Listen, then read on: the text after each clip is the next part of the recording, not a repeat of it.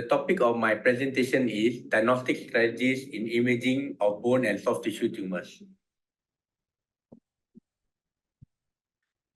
The common clinical presentation of patients who present to us is usually pain, limited range of motion, change or loss or in the limb or ambulatory function, enlarging swelling or pathological fracture.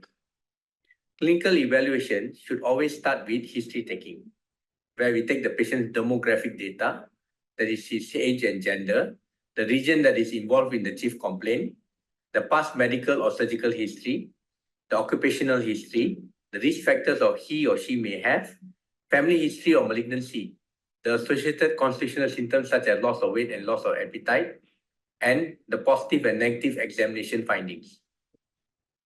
Sometimes we are able to come out with a diagnosis based on the age of the patient because certain tumors occur at a particular age.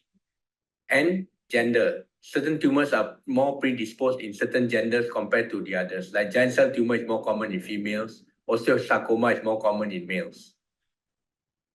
The history of organic pain is more important for us compared to mechanical pain. Organic pain is pain that is present at night and during rest. It's due to inflammation that is present at the area.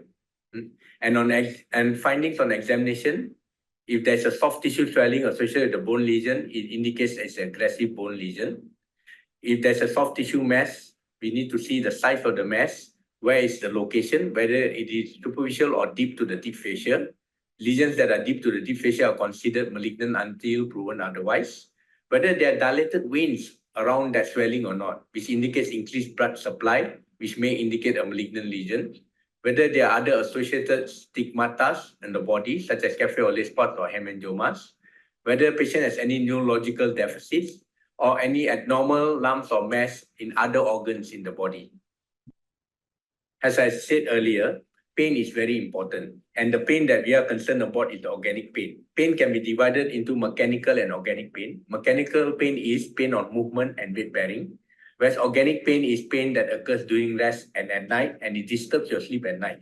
This is an inflammatory form of pain, and usually it is due to infection and tumors. So this part of the history is very important. Sometimes patients may have both categories of pain, where they will tell you that they have the organic pain first, then later the nature of pain changes because probably the tumor has eaten up the bone has become weaker, and patient, when he weight best, the patient starts having mechanical pain. So therefore, the history of pain has to be very, very detailed. And usually the organic pain is dull aching. It's due to tissue damage. And sometimes you can get irritation on nerve that can lead to tingling and numbness. On clinical examination, it's important to examine the swelling if there's a swelling, because you want to see the consistency of the swelling. If the swelling is hard, that means the origin is from the bone. If it is soft, normally it is benign lesions. Anything between hard and soft is usually firm, and most of our tumors are normally firm. Next, you want to see the size of the swelling. If the swelling is bigger than 5 centimeters, it's more likely to be a malignant lesion. And if the swelling is located deep to the deep fascia, it's most likely to be a malignant lesion. Next, you look at dilated veins, ulcerations, and fungating mass indicating malignant lesions. You must examine the regional lymph nodes because although we are dealing with sarcomas and sarcomas spread through the blood and go to the lung, but there is a certain number of sarcomas that can spread to the lymph nodes. So it's important to examine the lymph nodes.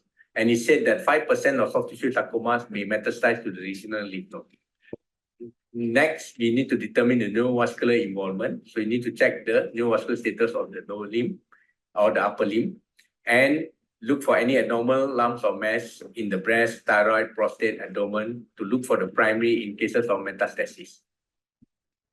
In cases of metastasis, laboratory tests are normally non-specific. Tumor markers are not useful for diagnosis. We can look for bone-forming tumors by looking at the ALP. Your raised ALP will tell us that this tumor is probably bone-forming, which can be a Paget's disease or osteosarcoma.